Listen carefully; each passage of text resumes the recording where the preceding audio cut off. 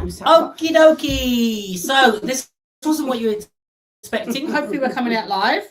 Let's just make sure. Non-matching colours. Yeah. So let's make sure that we're coming out live. Come on, hurry up. Just waiting for the Tinternet to catch up. Let's just make sure. Okay, we're good. We're coming out on Facebook, which is good. Let's have a look. Okay. All right. So I think we're all good. We're okay. People are trickling in. Excellent. So slightly different there because we are doing on location at Costa del Gould or Costa del Zacanja. So hopefully it's trickling in. Excellent. If you are joining us live, just let us know in the comments that you can hear us okay before we start wittering on.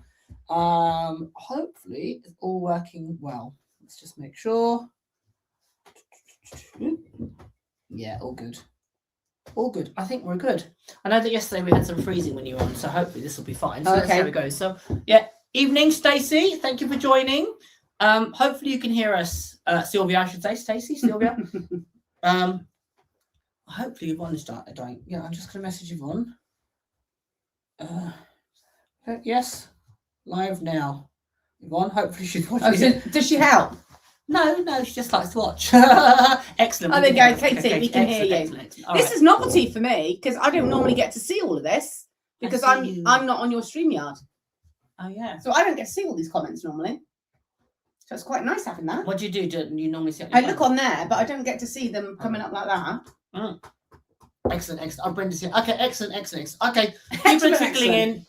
Let's give it a moment. So, first off, I want to just say thank you to everybody that has taken the time, messaged, approached Jenny. Jenny was at a show today to say how much they've enjoyed the lives. And that really was our intention when we contemplating putting this project together, was to help people. I mean, Jenny and I teach a lot of people, and there's a commonality. Obviously, we also have taught on summer camps together, so we've taught each other's students, and we can recognize similarities between our students about those that lack confidence or how far they've come. Especially, it's quite interesting when we do the camp, if our students, I would only see Jenny's students that at the camp and vice versa.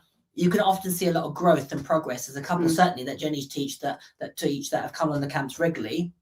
And the growth in them over the period of the year has been poor Dave. Hey, nothing, no poor Dave. I haven't given him any lists. Dave's having a great time in the living room. We shut him in the lounge. Exactly. Well, we didn't shut him in the lounge. You shut him in the lounge. He's all right. He's got the fire on him now. Yeah. He's all right. But so to see the progress that they've made over the space of the year is amazing, and I think that's in both directions for our students. So that was really where this whole idea come from, to come together and create something that people could learn from, utilize. That was basically from the perspective of people that are that have been in the trenches, that have competed for a long extended period of time, that have been fortunate to have some success in their chosen disciplines, and most importantly, is that a euphemism? Usually said. More importantly, helped other people reach their goals, and that's something that we really wanted to share. I mean, I've been coaching people for a long time, and the people that I've been able to coach and help and teach. Some of the things they've done has been absolutely amazing, and I'm really proud of them. And there's a consistency within the pattern and the journey that they go on, like trying to change the way they think about themselves, which can mean really intrusive personal work where you've really got to get that connection with them, and then helping them create new patterns of thinking and getting them to believe in themselves. And that's what we hoped for this week. And certainly by the comments and feedback that we've had, that's definitely resonated. I mean, I know loads of people approach you today. Yeah, loads. Yeah. And I think the thing that's been really nice is, and something that I know we've tried to do all the way through, has been to make sure that we're not saying there's only one way of doing this. Yeah. There's lots of different ways, because every person is different. There is not one way of doing these things, and we've tried to give like a variation of things so that people can cherry pick what works for them. Yeah. And no dog is the same as another dog. People are not the same as another person, and you can't say there is only one way of dealing with these things, because we're all different. And certainly me and Kamal are very different, actually, in lots of ways. Yeah. Our principles, our ethos, our foundations of what we believe are really similar. Yeah. That's the commonality, isn't it? Yeah, really similar. And that's why we can teach each other's each other's students. It works really well. Yeah. And yet we come from we're different people, and we come from a slightly different place. Yeah. But the underlying thing is exactly the same. And that's why it's always worked quite well really between us when we've done stuff. Yeah. But we wanted to make sure that this was giving everybody options so that they can cherry pick what works for them. Yeah, and certainly people I've spoken to today, that seems to have come across really well. Yeah.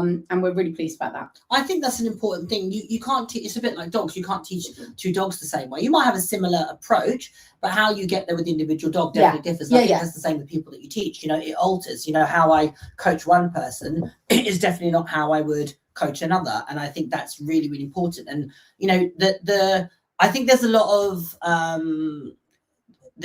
of misinformation, for want of a better term, about competing in mindset. One of the big ones is, just relax. Certainly when you're competing, jumping from, say, the preliminary level to a higher level of competition, just relax. It's just the same thing. For example, in obedience, an open C round is the same as ticket, and it absolutely is not. There is a totally different. The tests might be the same, but the pressure, the mental game, etc., is a totally different ball game. Yeah. And certainly, I'd say that's consistent with, whether it's going from, club competitions in IGP to national to international, in working trials going from, TD Open to TDX, whether it's in Here What's in Music, going to that, trying to qualify for one of the major competitions. All those things require a different, because the truth be told, it's pressure that we absolutely apply to on ourselves. But I think that's the part and parcel of the process. Like I always say, I'm not going to drive 10 hours to not that I travel generally, but I'm not going to drive 10 hours to go and compete at a general show. That has to be something that means something. And then you have the added pressure of the time that it takes you, the diesel, the costs, that will all impact the pressure that you put on yourself. Especially if you go to Scotland for something. Exactly, you go all the way to Scotland. Yeah. So I think that's definitely being truthful, and hopefully we've given people tools to be able to work through that. Not to be dishonest with yourself, to be truthful, and go. What, it is important to me. I really want to. Jenny and I are openly competitive, very competitive. Not to the detriment of our principles and our morals, but we are very competitive. I mean, neither of us are going to put a dog into competition that we didn't believe had the ability to compete with its peers. But that isn't to obviously the detriment of our principles, but also we're not going in there just to go, well, if he has a great time, and for me, I can have a great time training my dog. I can have a great time training my dog, wouldn't have to travel all those miles, wouldn't have to put myself in that situation. So certainly for me, I've got to have the drive and the adrenaline of the competition side of stuff to draw me, like this weekend. And I was up at 5 o'clock this morning to go to the show. And I'll be up at 5 o'clock tomorrow morning to go to another show that's even further to drive. But there has to be something to pull me to make that effort. I think that's what whilst it's absolutely the foundation of embarking on this process of training dogs should be to form a deeper connection and to extend your relationship and to enjoy the company of your dog and the presence of your dog. Certainly what I like the adrenaline of competing at a certain level. It really, that does motivate me. And that's that excitement. Exactly. This is that anxiety thing. It's that thing that we talked about the other day. When you can reframe anxiety as excitement, you'll get on the boat that we're on. Yeah, definitely. Yeah, so you'll be traveling to Scotland with us. Yeah. So obviously we've also had people. I've mentioned already that we are putting. If you have enjoyed these lives and you want to continue learning and developing tools that you can implement to competition to edge you closer to your own personal goals, we are bringing out a course called Mindset Matters, funny enough, as of next week. So if you're on the mailing list, you'll receive information about how to join the course, and it will be on both Jenny and my Facebook pages. We'll let you know if you want to join that group. It will be 4-week access to a VIP group, and then you'll have continued access to the course for 8 weeks in total. So there's a lot of information, so you have opportunity to work through the course and implement the tools. And Jenny and I will be active in that group doing regular live sessions to, you know, answer questions, give you additional information about improving your confidence, your mindset. And again, which brings us on tonight's conversation, edging you closer to your own personal goals. So tonight's conversation is very much, and this is, we said at the beginning of the week, this is the one that we, you know, if you were thinking of it logically, this would be the one that you put first. However, we intentionally chose to do the others to build up towards this point. But the biggest question that you need to ask yourself whenever you are contemplating, you know, partaking in dog sports is, what is your why? What is the thing that's going to motivate you? And it could, as we've said, it could be that you just want to have a deep connection with your dog and you want to enjoy your dog's company. That is an absolute fantastic aspiration. That is your intention. But there's no shame in also saying, and I want that, and I would like to achieve make an obedience champion up, or a working trials champion, or get on the world team, or make an IGP3 dog. It doesn't matter. That you can have both things at the same time. You absolutely can. It's a fallacy to think that you are going to sacrifice one for the t'other. You absolutely can chew gum and walk at the same time. It's absolutely, and if you are told that you have to compromise, it's, to be blunt, but BS. You don't have to compromise. You know, that I think has been consistently proven. You know, both my Jenny and myself, I feel that we've done that numerous times over, and our students have done that as well. So it's not just like we've done it for ourselves. They've shown that you can have both. You can have a dog that you have a deep connection with and is, you know, a successful dog sports competitor. So goals, dreams, and aspiration. I know this is a big one for you, Jenny. So thoughts? Really big one for me. I'm going to try and make it as simple as I can and say, pick a goal that is going to drive you to begin with, all right? And that will be different for everybody. And a lot of people say to me, I'm afraid of making a big goal. They go one way or the other. They're either afraid of picking a big goal because they're like, oh, I don't know, I'm really not sure I can do it. And so they get afraid of picking big goals. Or people pick a big goal and they want to get there like that. And I think there's often two camps. And if you're afraid of you know, making a goal and picking a goal that you think is really big, and it must be something that in there's a little fire in your belly for you to be afraid of it. There's got to be a fire in your belly for that goal. But that's the lack of confidence that says, oh, I really want to do that. Oh, I daren't put that as my goal. Then I always say, that's okay. You can put one. We talked about this earlier in the week. We talked about mountains, and I'm a big one for mountains. Pop it at the top of your mountain, but pick yourself other goals along the way, because you need those other realistic goals to keep you going. If you pick a goal that is so big and so, you know, so important to you, if you're not careful, that becomes the whole thing. That massive goal becomes such a big thing to you. You cannot see the stepping stones you need to take to get to that goal. And that's what I'm saying. There's often these two camps. The massive goal. I think Lou, you asked us on one of the lives, and you said, I so want it. I want it so much, so bad that's what makes me nervous all the time. And I think it's great to have that sort of goal that makes you that excited. But what you have to do is go, that goal is there, but I've got all these goals. I've got all these stepping stones to get through before I get to that one. And that's the thing that I think, when you can go, my goal's so big that I get really excited, but actually that makes me feel anxious and puts me under pressure. That's the one where you need to go, but I've got this goal first and that goal first and that goal. Because you need to practice patience. And actually that's what's really, really difficult when you want something so much. And it's learning to practice the patience. Then we get the other camp that are like, I really want that. I'm not confident enough to aim for that. And I think we have to be honest and say, whichever camp you are, and obviously, you know, you get people in between, but there's a lot of the time they're in one camp or the other. And you're both ends of the spectrum. You want to try and sit somewhere in the middle. And the sitting in the middle means you're setting realistic goals. You've still got the fire in the belly for the bigger one, or you've got the massive fire in your belly for the bigger one, but you understand that there are the little mini goals in between, the stepping stones to get to the big one. And it's looking at keeping everything realistic and to the point that you achieve whilst getting to your goals. Don't be afraid of setting those goals. Don't be afraid of setting big goals. but look for those little ones along the way as well. All right, so brilliant. I mean, I couldn't do it without goals. I love my goals. I love them, and I have lots of little mini goals, and I have bigger goals. I think the thing about goals is people. So the goals definitely they have to slightly, what's the phrase? BHAG, big, hairy, audacious goal. Where it's slightly, BHAG, big, hairy, audacious, and then they're wondering where it's going. Yeah, exactly. Yeah. So they have to slightly, they have to somewhat push you outside your comfort zone. Yeah, goals are there to sort of to grow you, to extend you, to teach you a lesson. And I talked obviously about my boxer Punch, because he was a dog that had so many lessons that I learned with him and through him. And one of the biggest ones was about goals and understanding the difference between a goal and a lesson.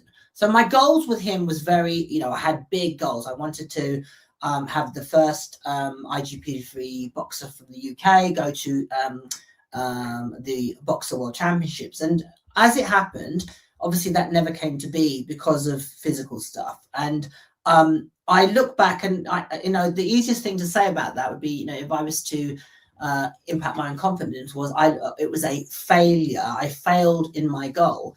And the ironic thing was, it wasn't about a goal for that dog, it was about a lesson. And the lessons that I gleaned from him have not only made me a better instructor and teacher, it's made me a better person, because it told the lessons I've had with him have given me far more to help you for your other dogs. Exactly. And it's given me more skills. It was a great skills. There's so much I gained from it.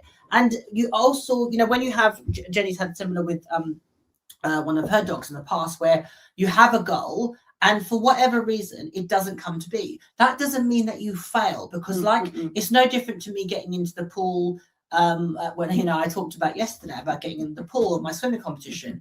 It is not the swimming that is the end outcome. It is the fact that you've tried, pursue them with everything that you've got, because that there's a lots of studies that have been looked at about how humans and what drives them is having a purpose, having an intention, having something that you're striving for. I always say to people, that our dogs and what we do with them gives us a purpose. It gives us a reason to be. And for me, that was very much the goal. And the lessons I had with Punch, I've lost count of the people that have gleaned from him, whether it's talking somebody through a dog being injured, whether it's talking somebody through a curveball in their life or whatever, if it's talking through the ups and downs of emotion. He was the dog that absolutely, gave me that experience. And because I went through it with him, others have definitely benefited. And that really was the greater goal than what I could foresee. And my goal was about ego, the first, that's ego talking.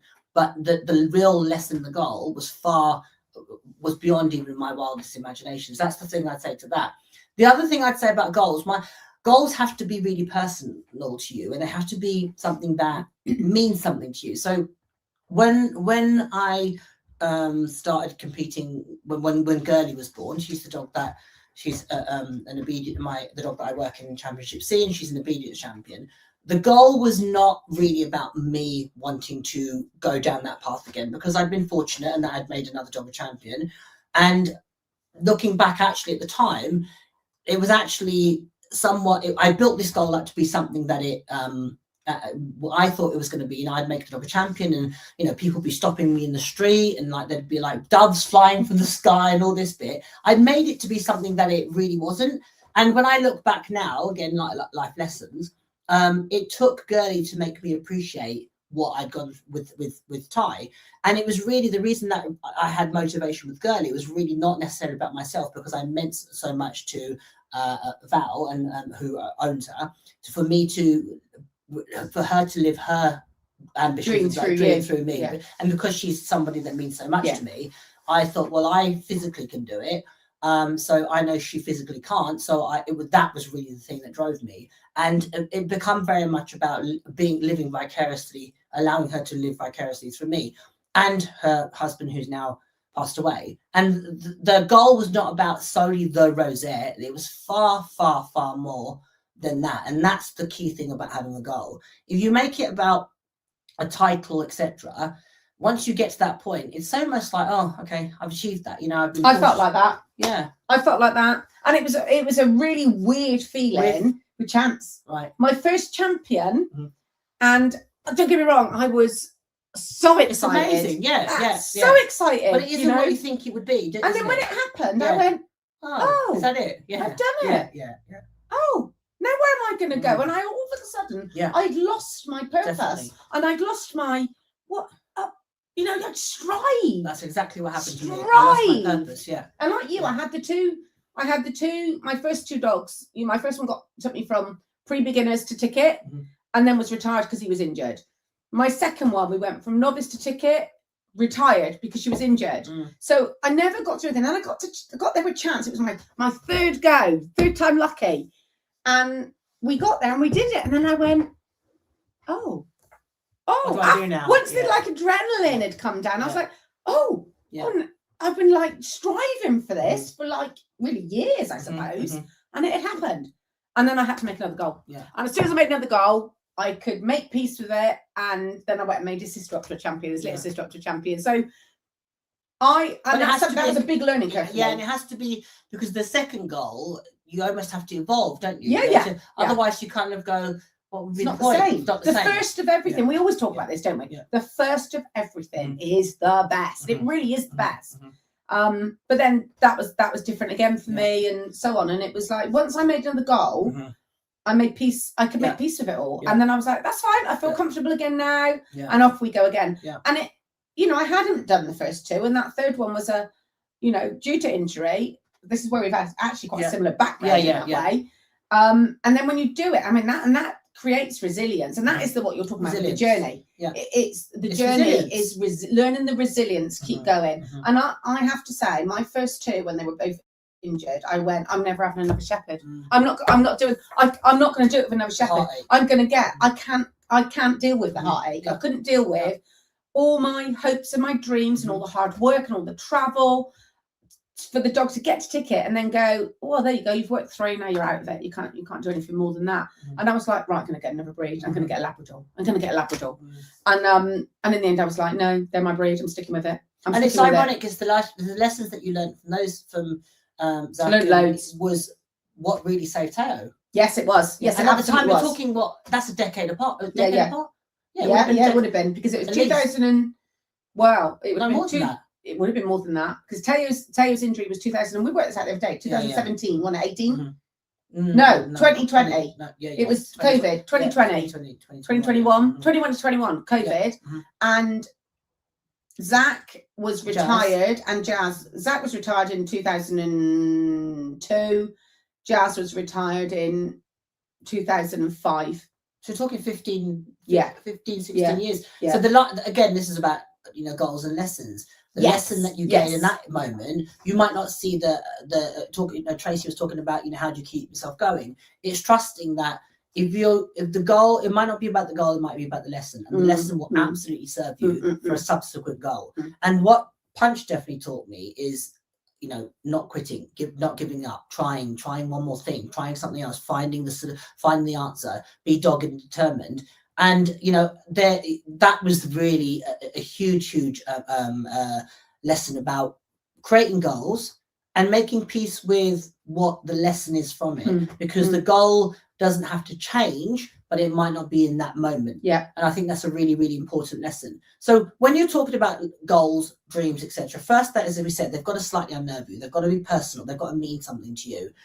Second thing is, you've got to set a realistic timeline, okay? And you've got to be, once you've, I always say to people, create the goal, put it in a box, put it in the attic and in your mind, and put it there don't keep, every now and again, go up in the attic and have a look, just to keep you going. And especially when you get the ups and the downs, when you're tested and when you've got injuries or, challenges or life stuff that get in the way, you want to look at that box in the back of your mind and remind yourself of your why you're doing this, why you're out there in the rain and the sleet, the snow, why you're driving to Timbuktu, etc. Why are you doing it? And keep focused on that as your motivating entity. Achieving the goal is the icing on the cake. It's the pursuit, actually, that really is the when you look back at it. Achieving the goal is almost a disappointment. Yeah. Well, it's not, but you know what I mean. Yeah. it's the icing on the cake, isn't it? Yeah. It's the purpose. It's the purpose that it gives you. And that's the thing. So when you're setting a goal, it has to mean something to you. It has to slightly push you out your comfort zone. Otherwise, you're not going to grow from the experience. You're not going to be a different person at the other end of achieving that goal. Because the goal, what do we get when we achieve whatever? A trophy, an ugly, hideous trophy, a bit of ribbon, etc., or certificate, and you get bragging rights on social media. But actually, if it doesn't really mean something to you, what have you as a person endured that 7-8 year process to then be able to come through the other side? You've got to have entered in it one person and come out of it another, don't you? And that's why we always say you've got to enjoy the journey. Yeah. Because it's that journey. Yeah. It's not that final bit where you go, what we do, raise the trophy. It's not that bit. Yeah. Actually, that, like you said, changes you and helps you grow. That is the icing on the cake. It's all, and I'm always saying, and people must get so fed up with, it's all about the journey. Yeah, trust definitely. the journey. Yeah. But it is, and that's why I always say when people go, this is going wrong. But that's part of the journey. And you have to learn to, we're going off track. I'm off down a rabbit warren, but you have to learn to embrace the journey, because it honestly is the best bit. Yeah. So set your goal, but honestly, don't get me wrong. We get frustrated. Same as anybody, get frustrated when things don't go right, and so on. But embrace the journey, because it is the best bit. And without getting morose, we don't have our dogs anywhere near long enough. Definitely. And if you and that is relevant, Jenny, because it is relevant in that position where we've had our share of bad luck, so to speak. And it's not to dwell on these things, because there's many other people that have had much more misfortune than you and I. But it's when you've had that, it can make you it can make you question whether, oh God, can I go through this again? Can I? But when you look back, you think, yeah, absolutely, because it was all those moments were up. The downs were definitely offset by the ups. The ups made it worthwhile. And it's being able to, as I said, it's dog sports is about less about the dog, and it's more about a journey of self-discovery. And having a goal that means something to you really can help that. It can make it mean. It just makes it mean so much more. And it has to be something personal. So when you're thinking about setting a goal, make sure that it's personal to you. Put it in your mind. Don't dwell on it. You have to keep doing the work and keeping yourself focused on, as we talked about, just the one step at a time. Because otherwise it can become a source of pressure. It's like the elephant in the room that, I don't talk about my goal. It's like, your goal's there, great. You miss so much. Exactly. You miss so much, and all you do is think about the goal. Yeah. You miss so much of the best bits all the way through. Yeah, definitely. So goal setting is a major part of competing. Having the why and knowing what it is for you is really, really critical for the ups, as I said, and the downs. Now, as we've discussed, sometimes you might find that your goal didn't happen in that moment. That is not a reflection of your commitment, your mindset, etc., because it might be about the lesson, and it's the lesson really that is the win, so to speak. So just share, if you want to share what your thoughts and goals. Oh, I think there might be something. I'll give them that. Oh, go away. Right, Jenny's computer's going mad, pinging things at me. So I'm going to just read through, see if there's any comments about anybody goal setting, any thoughts about goals. Feel free to share them. Let's have a look. So it's a novelty being able to see these. Holly said there have been. Oh gosh, hang on, I lost you. Holly said there have been amazing thank you from 2 fantastic trainers, gives us confidence. Thank you very much. It's very sweet of you to say. We do appreciate the sentiment. It's really humbling that people have been so complimentary. Jenny and I are very, very passionate about helping people achieve. There's nothing more. When I think I would almost say I'm probably more. Now I find it almost more rewarding when my students do, well, especially some of them, when you go along their side and you're in the trenches with them and you see them achieve their goals. I would say almost sometimes it's bigger than like my own. And I think I'm more nervous watching my lot because we have no control. Yeah. We have no control over it. I mean, I've groomed for loads of people in groomed. Careful. Okay. I've been a supporting entity. I've coached, I should say. Entourage. Yeah. Okay. Let's call it entourage. I have been the entourage for numerous people, and it is in various competitions, and it is 100% worse. Yeah, it's 100% worse. Yeah. Because when you're in it, you've just got to put your head on and you get do on it, with and you can, you're willing them. You're there every step of the way, and you're watching them like about a kid taking their first steps, isn't it? Really, you know. I don't know. Yeah. But it's nerve-wracking. Any parent will tell you. Okay. You both need to travel to Scotland more often. Well, Jenny might, but I won't. I won't share with you my Scottish experience, would put me off for life. But I'm not coming to Scotland anytime soon. Although I am Scottish technically, I'm not coming. How are you Scottish technically? I was born in Scotland. How much more Scottish? I was born in Dundee. Can't you tell by the How kilt? much more Scottish can you get? Yeah, okay. So Anya said, excellent timing for me, setting little goals as everything crumbled when I broke my hand. Thank you very much, guys, for these lives. I appreciate it. You broke the right hand, though, Anya. You broke the right hand. Okay, right, okay. She was very clever. Yeah. You know, sometimes, and I'd say this is something, sometimes you get a setback, or I always view it as setback as a setup for something for the right later. reason. Yeah, for the right reason. There's a great, again, another Michael Jordan-ism. Michael Jordan, when he was at a certain pivotal point in his junior career, he shattered, was it his calf or something? Anyway, whatever, some bone in his leg, and it meant that he had to have crutches. And he says now the reason why he could do this particular maneuvers because of that, because when they basically said, oh, you know, you're going to be out or whatever, he was obviously devastated. He wanted to go, and he actually then worked on which was his weakest leg, and he ended up making it stronger, and then it come back stronger from it. And that was, he said, it was such an integral part of his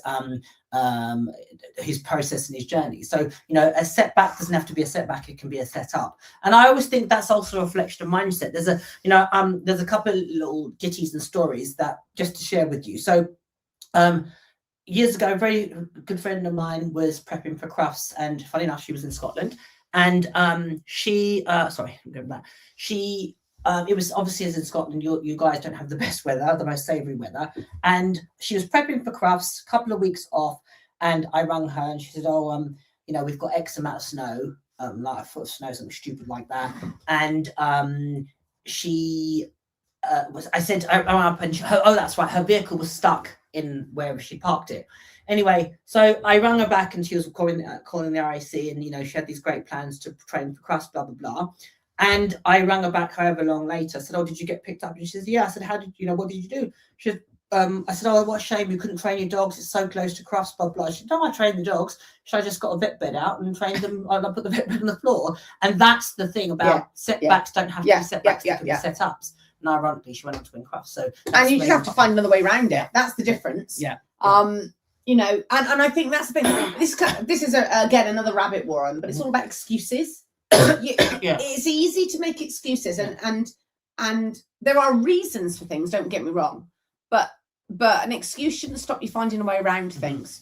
And I think having a reason for something is one thing, but find ways around it. And there's absolutely I always say to people, look, sometimes you have to yield to, I'm a bit like this, you have to yield to the universe. The universe says to you, just sit there, like, you know, I won't get into the details of it, but sometimes the universe says to you, you need to pump your brakes and you need to stop. That's absolutely, trying to fight that is definitely something that, you know, you need to take heed of. But sometimes, you know, when people, especially this time of year, constant thing that people, oh, it was raining, I couldn't do that. There's always a way. There's always a way. If you think creatively, think outside the box. Hopefully, you know, in our planning session earlier in the week, we've given you ideas for planning effectively and how to do it so that you can sneak those little moments in. So hopefully, right, let's have a look. And I think on that, I think you've got I always feel I want to give it my best shot. And if something is, you know, a struggle, I'll go, well, I'm just going to give it my best shot. I don't know what, a bit like Mateo, that was one step at a time when he came back from that injury, one step at a time. And I was like, all I can do is take this one step at a time. I can't guarantee that I'm going to make the goal that I had for him. But what I do know is I'm going to give it my best shot. And and I'm not going to give up without giving it my best shot. And if I give it my best shot and it still doesn't happen, then it doesn't happen. It wasn't meant, and I'm okay with it, and it wasn't meant to happen because I actually gave it my best shot. Yeah. I think that's the thing. Looking back now, definitely with Punch was I gave it everything. I absolutely, I gave it everything that I had, and then I went, because if I felt there was something that I hadn't done, or I'd missed something, or I hadn't turned that one stone over, as this phrase goes, leaving no stone unturned.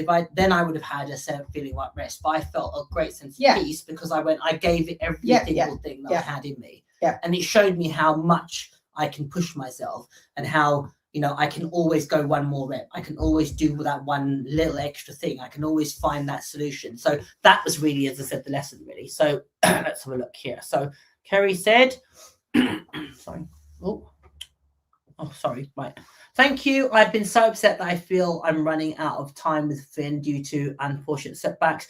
You both sharing your experiences has helped. Absolutely. Hopefully they have, Kerry. You know, as I said, it's not a setback, it's a setup. There is always something greater. You know, it might be about the lesson. So don't feel determined or disheartened. You know, take this time to focus on things that can make you stronger, things that you can work on about yourself. It's, you know, I'm a glass half empty person. And I know for a lot of people that isn't naturally their way, but reframe it in your mind. It's all about reframe. You know, like ironically with Punch, when he was being able to do bits, get stuff going again, the biggest thing that I trained fanatically was tracking, because it was low impact. It was great for his brain. He was, you know, his tracking was absolutely fantastic. And I look back now how much time I put into it. So I understood, I really learned not about that type of tracking, etc. So it really stood me in good stead moving forward with other dogs. So again, it's all about the lesson, you know, and taking from it what you can. So let's have a look. Cool. So Holly, my goals are to build my confidence. I absolutely love training.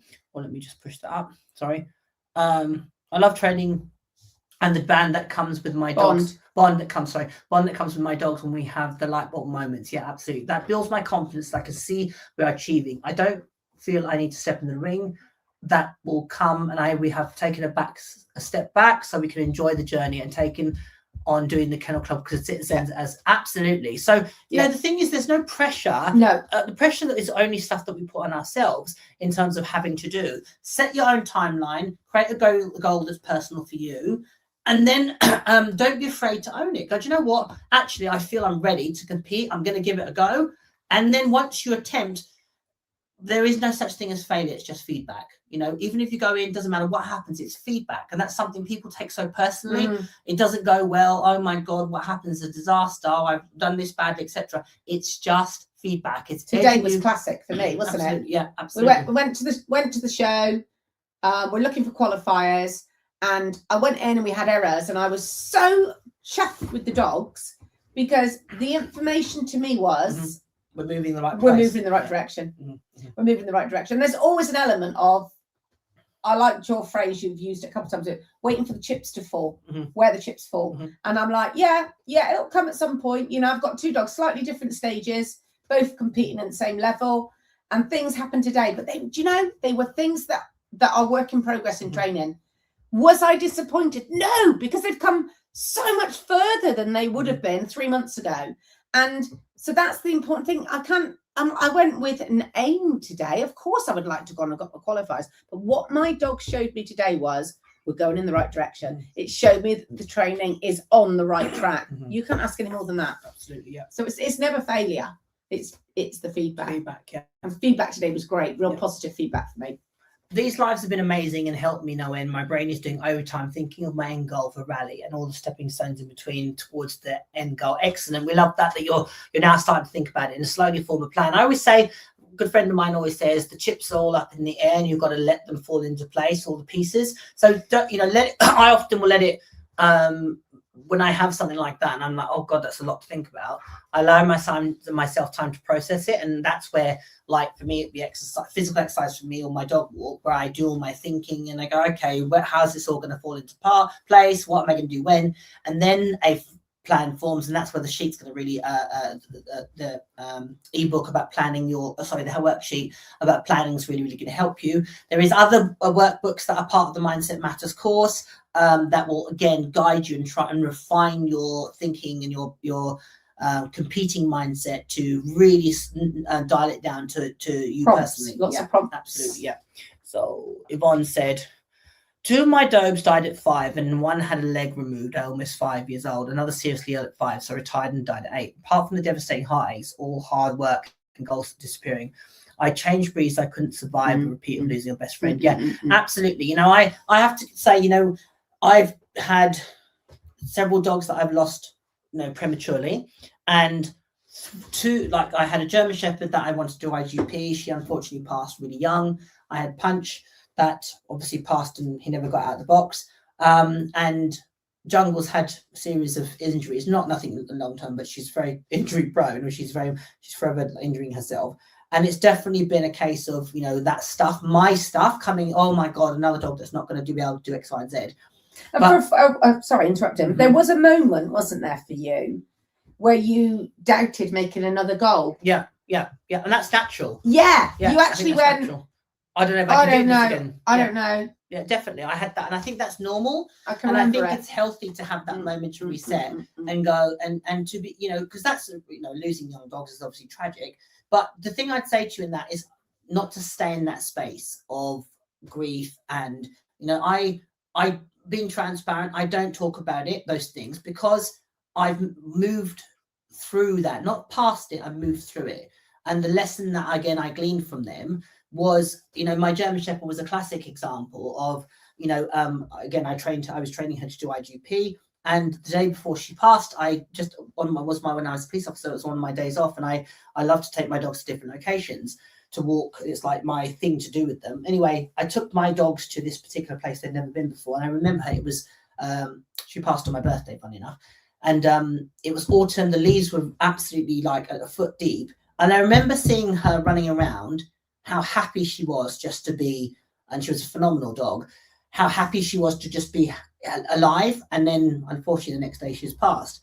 And the thing that I take solace from was, one, knowing that I trained her in a way that was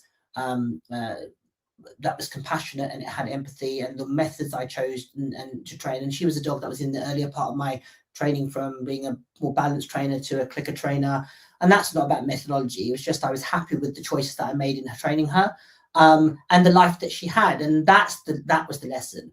And it took me, I'll be honest, it took me a little while, because it happened a couple of times to me that I lost dogs young, that it took me a real time to break through that mental barrier. But what I would say from those experiences is those that, you know, that doesn't leave you. It's not like I've forgotten those dogs. I can in a heartbeat, I can remember physically how they felt. You know, I can take myself back there in a heartbeat. And that now gives me comfort and peace, because I know that I don't have any, you know, like I don't have anything that I ever feel regretful of about the choices I made with them. So you can look at it two ways, as looking at what you lost, or looking at, wow, what a fantastic, you know, thank God I had that period with her. She was, and what an experience she was. And as I said, it was more about the lesson. And when I have people now that are going through that, I'm able to empathize with them and sit with them. And from a coach point of view, it's a hard way to learn that lesson, but that's such a unique, and there's, you know, somebody that I coached that had that exact experience losing a dog very tragically very young. I was able to support them through that process, which, unless you've been in that, there's no way to which to experience it, and to help them understand it wasn't personal. It wasn't, you know, that they were X, Y, and Z. It was, unfortunately, the way that sometimes these things happen. But ironically, you know, you can't, and I say this about those particular dogs, I know if I had those dogs, I wouldn't have made subsequent choices, and other things wouldn't have happened to me. So everything happens, you know, you can't always see it as it's meant to be. I mean, now you've got Miso. So if you hadn't changed breeds, would you have had Miso? So you've got to look at it in two ways. So yeah, that is. And there is an element, I think, of things being meant to be. Yeah. So as hard as they are at the time. Absolutely, yeah. Diane, Kamal, Diane said, you don't do rain, sleet and snow. No, you're absolutely right. But that's just my secret, Di. I have in the past, I remember it once. I agree that achieving goal is exciting, striving towards it. And Di's, you know, my good friend. Hashtag obsessive trainer. Yeah. Di's level of dedication put most people to shame. But yes, and she loves a bit of, she always telling me to come up tracking, and reins now. And I said, no, unless you're going to do tracking in a village hall, I pass. So one said, it's building that amazing close relation that forms through work and knowing your dog inside out. Absolutely. No feeling like it. Yeah, definitely. Yeah. And that's the thing, like for somebody like yourself, people can see that in you and your dog. Yeah. And, yeah, you know, for me, as the person that coaches you, there's no greater stage where that should be showcased than the hallowed green, as it were. To not that it doesn't matter, it doesn't make it any better or worse, but my God, what a stage to showcase. It's not about his work, it's about that connection. And anybody that can see that's the case. So yeah. That's what I love progress. I feel like feeling that I'm progressing. I absolutely have my big goal, go to Crufts Champs, but I absolutely have the small goals along the way, and I have a background thing of that with each dog. I want to be closer to my end goal. I have done that so far, and I acknowledge and celebrate that. Absolutely. Keeping your feet well and truly on the ground, Holmesy. Let's have a look. It's all about my dog, and I want to be a better handler for her and grow our partnership. That's amazing. That's a fantastic goal. To be better for your dog, because I think that's really what it's about. The great for all of us, striving to be better. You know, so and you can always be better. Yeah. I don't think you ever get to the point where you can't be better. I think you always can. Yeah. Let's look. So Natalie said, I wanted to take Trigger to beginners, but his needs outweigh my wants. So my goal is to take Peanut to beginners and see if it's for us. That's fantastic. Yeah. I mean, Jenny's been in that position with the dog where her needs versus the dog's needs were her dog put first, and that is absolutely what we were saying about, you know, we're competitive, etc., but not to the detriment of our relationship with our dog. And he was a gifted dog. He was probably the most gifted working dog I'd had, certainly to that day, actually, to date. And in the end, I chose a different path for him, for him. So, Yvonne said, I pretty much do one step at a time. My goal getting last qualifier. If I do, then my next goal not to be too far behind the places in ticket. Though working trials, my goal is a ticket. Absolutely. And I am absolutely sure it's within your grasp, as it were. Chief Entourage. Oh my God. I'm Chief Entourage. It's a billion times worse. Just as being a groom is worse than riding it. Absolutely. Absolutely. So a little switch. Oh, hang on 1 second.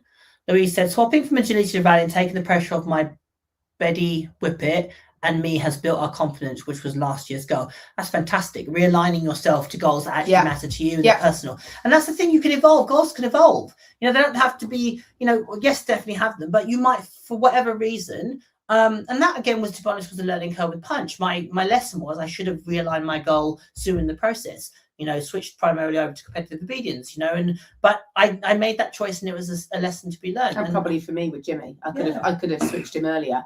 He was C only when I switched him, because he couldn't cope with the show environment. With the dogs. Trials, he was fine because there was less dogs in his face. And I just felt he would work. He would work through all of that because he was that way. He was driven that way. But I didn't think it was fair to keep putting him in that position because he was okay unless someone got in his face. And I was like, I'm not willing to keep putting him in that position. It just didn't seem fair. And I thought, I'd always loved trials, you know. And I thought, well, I knew there was a lot less dogs in the vicinity if you went to work in trials. And he switched over really easily. And it was, and he was, you know, he went and qualified first trial out, and he was a brilliant working dog. But I should have done earlier. I should have changed him over earlier because I think it was a lot easier environment for him. He loved working. He didn't care what he did. He would have worked anything. And he was a bloody good dog, blooming good working dog. But sometimes you've got to make those decisions. And, you know, I had a goal. That would have been my second littermate obedience champions. His sister was an obedience champion. So that would have been my second lot of littermate obedience champions. I mean, that would have been a great goal and a great achievement.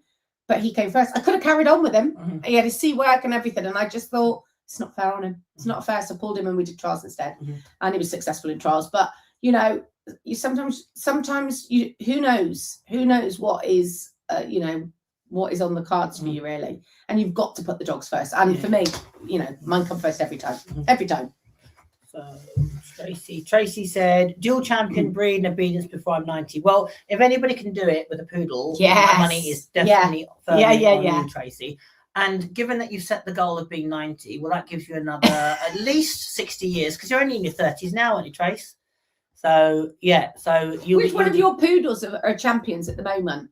Breed champions. Yeah, breed champions. I don't know. I don't think Vodka's you won in ticket, isn't he? Yeah, I don't think she showed him. Oh, no, but she'd made up V and oh my god, Vegas and what was your? Oh my god, that's terrible. Her first white dog that she knows she won a ticket with him. God, she won. Tracy, put in your dog's names. That's terrible of me. The first white poodle, he won a ticket, didn't a breed ticket. Anyway. But yes, if anybody can do it, I'm putting Tracy Ansell to make up a dual breed champion and obedience champion. And I shall put a congratulations in a timely manner this time. I congratulated her when she won the ticket. I thought she'd won the ticket, and I put a congratulations message on. What, for obedience ticket? Yeah, and then Debbie back went, they haven't finished doing sent. I was like, oh, crap, because I'd backed up some information. And Tracy's obviously let me forget that now. She's never mentioned it once, have you, Tracy? Anyway, let's have a look. So how do you finally accept a goal is not going to happen, but how do you let it go with grace? Oh, that's a great question. So my personal experience was with Punch was I gave it everything I had until the dog said, no, I can't. And it was I had prepared the dog to do. I knew realistically I wasn't getting IGP3 with him because of his age and time was against us and because of his health.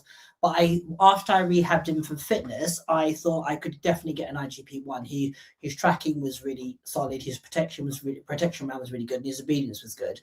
And what happened was I started my own, even created my own or registered my own IGP club and run a trial at a venue that I could access regularly and track on, etc. And the week of the trial, he went lame. And it was literally, I was warming him up before I even trained him and threw a treat off. He ran off, caught his foot literally in a tuft of grass, and he came back lame. And I was like, okay, I can't do this anymore. And being honest, it was a real emotional roller coaster. And I have to be truthful, it was really tough because I had to still commit to running the trial. And whilst he was in the paddock, everybody else was competing, or he was in my van, whatever. I've got to be honest, when the trial started, I went off and just walked. I didn't stay around because it was tough, because it was sort of rubbing a little bit salt in the wound. But the lesson I took from him about accepting it was the choice was partly taken out of my hands. It was not about, my goal was really attached to ego, and that's part of what goals are with him. And my goal with him at that point was about ego, about me having the first IGP3 boxer go to the Atty box from England, and that was an ego-based goal. But my goal that was based on, which subsequently has been, where they're much more personal, have been ones that I've been able to, because they've had a deeper connection. So grace, and having grace in when a goal isn't realized, is part of the process of daring to embark on in dog sports. And again, it's the whole, me, having that thing in the swimming pool that day. It was a case of, I'm going to give it a punt. What is the worst that can happen? They could have drowned. I could have drowned. I was a little bit more naive, but you get the gist of it. Certainly in dog sports, what's the worst going to happen if you try and it doesn't work out? You've had fun trying. It's the pursuit, and as Yvonne said, you're getting a deeper connection with your dog. So for me, that's the real win. How about you, Jenny? What's your thoughts on that? Yeah, I think you have to make peace with it at some point, because I suppose it's like a lot of the stuff that we've talked about. It's fine to feel the feelings, and to name the feelings, actually. But at some point, you have to move on. You can't forever be harping back to it, and you have to be able to take something from not getting there. And I've had a few I've not got there with, and I think it's really hard sometimes that until you talk to people, if you only see it from the outside, all you see is their success. Yeah, absolutely. And you don't realize what And it's not just us two sitting here. It happens to everybody, which takes me back to when I was chatting about and we talked about it again at the show today with somebody, about when I went back to the shows with Teo after his injury and so on, and how the support came from unexpected sources. And it was people that have been there, you know, not his exact same injury, but they've been there, and they would understand the blood, the sweat, the tears, and what it took to get back to that point. And I think that's the thing. I think it's, and somebody else said to me today, you know, you feel like you're very alone, whether it's your lack of confidence, whether it's you know, the fact that you didn't get you struggled, you didn't win, and the frustration, you know, when you go in the ring and it's all gone tits up again. And it can look from the outside that actually it's it doesn't happen to anybody else. You can feel very alone. And I think this is something that certainly from talking to people at the show today has come out of this course, is people saying to me, I never realised there were so many people that lack confidence, for example. They said, and some of the people that said about it, they were really, really surprised. And one of the ladies I spoke to today, I'm not going to name her just in case she didn't want to be named on here, because understandably, people sometimes want to stay in the background. And you know, we understand that. And she said that her mum said, well, how did she describe it? She said, all life is just, how did she describe it? Anybody in life, it's, I can't think what she said, but basically people put on, it's just a front. It's just a front. So people, what you see is often not what's going on underneath. She said, how did she, if she's on here, she might be picking this up, and she might be to prompt me on it. I can't remember. Her mum had a brilliant phrase about how seeing people in life is actually just a picture, and what's going on underneath, you know, you very rarely know what's going on in somebody's life. And I think without going down the be kind route type of thing, you don't know what's going on in somebody's life, and you don't know what the underlying things are happening to them at the time. And that would make it more difficult for people to be confident at that moment in time. It can, sometimes you've got things happening in life that prevent you from, let's forget the dogs, but they prevent you from getting to your goals. Because some of the stuff that's going on in your personal life. And I've been there. I've been there in the last few years with my, you know, house move. And a lot of people thought I split up my husband, didn't they, Kamal? Some people said he wishes. Said, oh, he's really splitting up with her husband. He was like, no, you have a much easier life. Because all I'd said was some personal stuff. Shut up. Some personal stuff. One less list. But you don't know, you know, and I'm naturally quite private, and I just sort of said, oh, got some personal stuff going on, and I haven't been able to get to the shows and so on. Didn't stop me training at home, but I hadn't been able to get to the shows. And I think it is definitely one of those things that is a real eye opener sometimes, to sit and go, do you know what?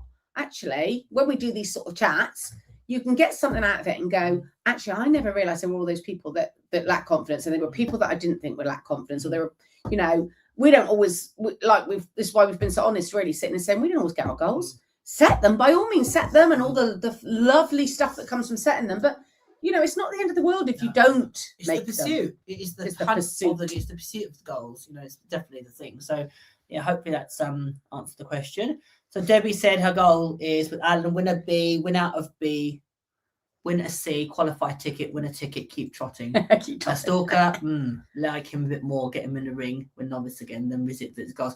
All of those are absolutely within your grasp. Well, you're well on the way with when my show those actually. Alan, and with Stalker. So you're turning a corner. You know, the thing to say is to I mean, that's a great one. I have yes, you absolutely put winning a bloody ticket on that list, because you're more than capable, and so are your dogs. And I'd say a lot of it is, you know, I also think it's a bit like, I'm going to pick on Tracy on this one. Sometimes it's a bit like the 4-minute mile. You know, I always think about that when whoever broke the 4-minute mile, it was like, oh no, that 4-minute mile was the elusive number. Nobody could get below it. Now 4-minute mile would be nothing in terms of world championship level. But it took that one person to break that barrier mentally, and people to believe it could be done. And sometimes that has to be an internal convincing. You have to convince yourself, I can bloody do it. So when Tracy was saying about, the if onlys are merely pushing you, driving you to the day when it will happen. And that's the way you've got to think about it. And I think we all go through that phase. We all go through that phase where we go, oh, is it going to happen? And then people will say to you, when it happens, they'll go, well, I always knew it was going to happen. And you were like, did you? Yeah. Well, I didn't really think it was, I was hoping it would happen and I was working towards it and I believed that it could happen. But everyone was like, oh, yeah, it was easy. You were always going to do it. You were always going to do it. I remember somebody saying that about Girlie. So, she'll be in obedience. Yeah. You go, you can't take it for granted. Yeah, no, you can't. And that was the thing that I definitely left. And that you cannot take it for granted. Nothing is a given. And the ironic thing is the pursuit. And it is absolutely the pursuit of the goal. That is the thing that drives you on. So, yeah. Anya said, Kamal, you need another GSD. Well, that's a sore subject. We're still going to move swiftly on from that one. I will say I have enough dogs. He does now have enough dogs. But Dumpling? Yeah, exactly. Same way Dumpling. Yeah. Let's have a look. We never know how long we have them, and bond comes from it. Absolutely. Yeah, absolutely. And that is such a true thing. We don't know how long we have. Those of us that have been unfortunate to have that lesson, once, twice, thrice, etc. And even if we do have them till they're 12, it still isn't bloody long enough. Yeah. It still isn't long enough. Yeah. You want me to look back and go, we had a great time. We had a great time doing it. Whether we achieved it, didn't achieve it, was brilliant that we achieved, but we had a bloody great time together doing it. But that was the icing on the cake. Yeah. Thank you both for sharing your journeys with different dogs. We forget that you have journeys as well. I love training my girl. Absolutely. So, we have, that's the thing about when you've been in the sport or been doing this a little while, you learn the ups and the downs. And I mean, that's why we're still doing it, because it is the constant pursuit. It is the new journey. It is the new goal. It is the new dream. It is the new that jackpot effect. Yeah, definitely. It's that fruit machine gamble. Yeah. Will this be the 100 quid? I was obsessed when I was a teenager. Yeah. Fruit machines. I laugh every time I think of young Kamal just throwing himself. So do I. Yeah. I'm never going to get over that one. I was giggling about it at the show today. Yeah. I don't know what I was talking about. My mentality. Oh, well, give it a go. I'm sure I'll figure it all out. Or maybe not. But you know what? Again, it's like that whole life lesson. You can't be serious about it, Kamal, because we all find it too funny. Well, what I mean is it's the mentality of, but there's lots of things that I've done, even like, embarking on online training and figuring out stuff in that platform, or venturing out as being, setting up my business. That was all uncharted waters. And it was that mentality of, well, what's the worst that can happen? And it is that definitely, I'd say, it has been absolutely my definite plus. And why not just try? Why not just try? You will figure it out. You'll find a way. You might, have to have somebody fishing you out of the pool, but it'll be fine. You'll figure it out. Okay, Kerry. I just wish you had a different example to give us that I could take more seriously. There was a story from that. I told you didn't get the great message of me inspiring my daughter to now be, hopefully when she's an Olympic swimmer, she will tell that story. You are a bad influence on me. So Kerry said, I think one thing I'm learning is not to put a timeline on the goal, especially with young dogs, and just enjoy the process and knowing your goal is there to get to at whatever speed. Yeah, absolutely. That's such a good thing. I think sometimes you can get drawn into peer pressure. Yeah. And I'm going to call out agility people. That's a real big thing, keeping up with the Joneses. It's the damn thing to, your puppy goes in a camp and you post it on social media and they're doing X, Y, and Z. And there's that pressure that can be put on yourself and others to keep up with the Joneses. Run your own race. It's brilliant. It's a biggie for me. Run your own race, and don't get drawn into whatever, even siblings and peers. Yeah. Just do your own thing. Yeah. They're all like, you might have two identical puppies that litter. One might have, a back problem, a hip problem, get injured, It just run your own race. Don't, and for me, I would always, if I had a sibling or something, I'd be equally as, like, Punch's little brother was a world champion. I was so proud and pleased for not only his owner, but his breeder. Yeah. They were so passionate about breeding working boxers and having them be successful. They put so much into that whole litter becoming to be. And I was so pleased for them. So, it doesn't detract. That's why, I have a podcast like A Rising Tide Lifts All Ships, or Lifting All Ships, in that me being happy for somebody else doesn't dim my light. I've got that with this is the first time I've mentioned the word with my Zakanjas, because Tova's litter mates are all doing brilliantly. So and obviously I've read them, but my friends have got them, and they're all doing so well. And do you know what I love is all of them are so supportive of each other, which is coming exactly back to what you're saying. It's like a little family journey, but there is also a pressure there. There will always be a pressure there because you've got a natural comparison. And I'm so proud of all of them, because much as there must be a natural pressure there is also such support and camaraderie for each other. And you don't always get that. You don't always get that with people. And it's been a great little journey so far, 4 years journey, where we've got five of the 10 are all in competition obedience, all at various different stages, all supporting each other. And it's been a really, really nice thing to watch. But I've sidetracked. First time I've mentioned the Z word. I've opened the floodgates now. Like another bloody Zakanja. Never really set goals with Bindi, just muddled through in a state of constant confusion. Daring to set goals with Cobber, our first ones achieved last year. You didn't achieve them, Sophie. You smashed them out of the bloody park. But anyway, as a lifelong non-goal setter, new ones is scary stuff. It is, and I'd say sometimes that's a protection mechanism. Yeah, definitely. Because it comes back to that, what if I don't achieve my goal? Then I am a failure. I'm a bad person. I'm a this, I'm a that. It's absolutely just nonsense that we tell ourselves. Set the goal, give it everything that you've got, because that's the mark. It's, think of me getting into that pool. Give it a go. What's the worst that's going to happen? Give it a punt. Just swing for the ball. Shoot the shot. Just give it a go, because it's that phrase, the one shot you're going to miss is the one you never take. Just try. And it's a case of that really old phrase of don't regret what you did, regret what you didn't. Yeah, definitely. Yeah. Okay. So Sally said, we're all swans, super smooth to look at, but battling like crazy beneath water. Yeah, do you know there's a great example? Anybody ever heard a guy called Darren Brand? He's like this. He was a what would you call him? Anyway, he did television programs where he sort of like he was I think he was the technical term. I think it's what you call a mentalist, where they can read people, etc. like that. Anyway, he did this one thing, and I'll just share this very quickly, where he said, I can be a fortune teller. If you give me a piece of jewelry, I can tell you your life story. Anyway, he took various people in different parts of the world. So I think it was London, Tokyo, America, wherever, anyway, across the globe, Europe. And he said to give them all, and he wrote out a book, gave them literally a pad. He said, open them all simultaneously across the world. He filmed, obviously, them all opening this envelope. And they were like, oh my, and then he asked them, I think it was to mark out of 10, whether how accurate he was. And some people would say, oh my God, this is like perfect. This is absolutely me. 10 out of 10. You've read it from, give you a bit of ring, and you can tell my life story. And somebody else was like, oh my God, this is so accurate. Maybe a couple of bits. So, but everybody really, really said how spot on he was. And this is the thing that was the real punchline. It was all the same book. It was all the same book. So what he basically was saying is we all have the same wants. We all have the same aspirations. We have far more in common than we do apart.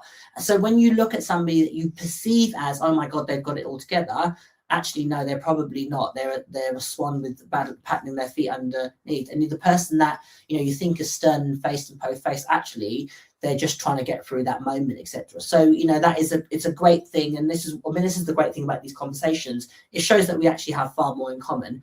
So having a community of people that can help you and support you, for me, is such an integral part of getting this all right, really, Okie dokie. We weren't going to mention this, Presley, but as you brought it up, I didn't realise Kamal was lined up for Cheetah. Well, apparently I was, because Jenny sent me I don't know how many photos trying to convince me to have the puppy. But then at the last knockings, anyway, not that we discussed it. We've moved on. It's all in the past.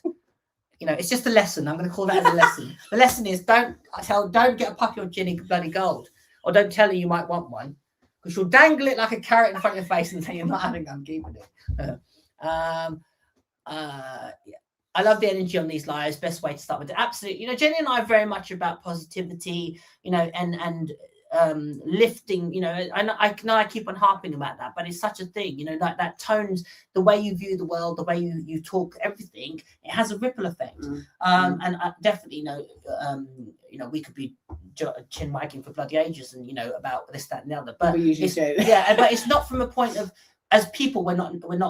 We're both quite positive people, aren't we? Yeah. And even if you have a moment, the other will go, right, come on, like Jenny had that yesterday. We were like, right, what's the plan? Yeah. Right, I play devil's advocate. We bounce some ideas. Right, what's the plan? What's the way forward? Yeah. Next day, right, here's the plan. This is what I'm going to do. All the pieces fall apart. Sometimes you need that springboard, really. So yeah. Okay, first couple of questions. I absolutely love hearing about Misa's brothers and sisters. Love hearing what my friends are doing. Absolutely. And it detracts nothing from you. No, yeah. That's the thing. It detracts nothing from you, Okay, Denise said, these lives have been amazing. Thank you for setting goals and the fun part. I find dreaming about plans exhilarating. Yeah, me too, Absolutely. Denise. Absolutely. I do it driving. Yeah. Oh, they all go in there, in the air, thinking about them. It's such a nice bit, isn't it? The dreaming bit is lovely. Yeah. I never set goals, Spirit. just aspirations. I'm on another one. Yeah, spirit, yeah. And the people we meet along the way. Thank you for sharing all your wonderful knowledge with us. It's been amazing. I'm glad that, and thank you for sharing your sentiments. Yeah, so that's right. It was, Spirit was my first poodle. He worked ticket and won 1 CAT in breed. V was breed champion and won best of crafts, best of breed. Worked Vegas was breed champion, worked ticket. Vinny breed champion worked up to C. God, you had loads of breed champions. Yeah, couldn't show box. It was one test at a ball where it's been bred, so it's all down to the next one I get. Yeah. Well, yeah, and you're also homebred as well, Tracy, aren't they? But you've only got to look at that and go, that is so impressive, isn't it? It's amazing. 13 breed champions. 3 breed tickets. Third breed tickets. It's more the commitment and dedication to your breed. Yeah. The thing to say to you is fill the gap, find the gap that's the missing piece of the puzzle, and the rest is gonna fall into place because you have all the other mechanisms in place. You know how to churn out. I mean, Jesus wept to groom a bloody poodle. Oh, I know. Jesus Christ, and they're always so immaculate. Yeah, that's the thing in itself. Like, can you imagine if you had the talent to make a poodle a beach champion, but it turned up and it wasn't great? It wouldn't be. It would be just a no-brainer, wouldn't it? So my money's on you, Tracy. Yeah, my money's on you. Okay, let's look. I got a no carrot dangling person. She did. Okay, that's only because she lives so freaking far away, the other side of the world. Let's look. I love my working class chats and discussions with friends. I've really enjoyed these lives. Thank you. I miss having similar discussions. Help motivate. Absolutely. Okay. Let's have a look. Katie said, these lives have been a huge positive push. Thank you both very much. It's been a pleasure. It's been really fun doing them. Thank you all for your kind words and sentiments. And it's been very well received. We're really, we're just grateful for the kind words. So I don't think there's any other questions. I think that's it. We've just had a chit chat, really, haven't we, today? Yeah, which has been a nice one talked to about finish goals on. and aspirations. Hopefully answered some questions. Hopefully given you some inspiration and motivation. Whatever your goals are, as I said, if they don't slightly unnerve you, if you're not slightly exhilarated and unnerved by them, then are they going to keep you going through those tough times? And again, it's very much about the journey and not the destination. If you, as I said, there is a gift coming on Monday to everybody that's participated or partaken in these, shown interest, I should say, in these lives. That will be coming on email to everybody that signed up for the mailing list. That's a free book on ebook on confidence, done by myself and Jenny. And as I said, information, if you've enjoyed these conversations and you want to learn more and develop more skills to help you with your mindset, then just keep an eye on your email. There'll be lots of information next week. Whatever you're doing, everybody, have a fantastic evening. Enjoy your dogs, and thank you very much for your kind words. Yeah. And thanks for joining us. Bye. Oh, hang on. Press the right button, Kamal. Hang on. Let's just do that. Let's do that. No, it's still not. Hang on. Trying to end it. Wait, I will end it. Should I do it? Should I do this bit? Go on, end it. Wait, end. Hang on.